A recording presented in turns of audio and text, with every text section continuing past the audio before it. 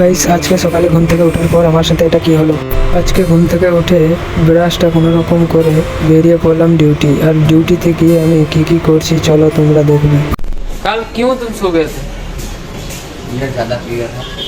Clear के बाद हो गया था भाई, तो जाके सो गया था। अच्छा बस। खाना भी नहीं खाया लगा, क्यों नहीं खाए?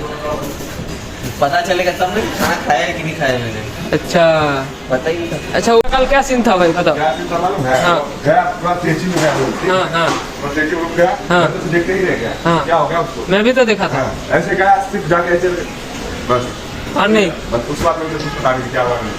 उसके बाद मेरे को भी नहीं पता क्या हुआ, उठना तभी पता नहीं यहाँ से निकल नहीं से नीचे उतरा मैं पकड़ पकड़ के। हाँ। शाबाश बेटा। तो उसके बाद पता नहीं क्या हुआ। अकेला 19 बियर पिया। তারপরে গাইস আমি ওদের সাথে কথা বলে লেগে গেলাম আমি আমার নিজের কাজে। আর আমাদের হোটেল লাইফে জীবনটা এরকমই, ঘুম থেকে উঠে ডিউটি আর ডিউটি শেষ করে ঘুম। তো আজকে এখানে মিনি ব্লগটা শেষ করলাম, টাটা।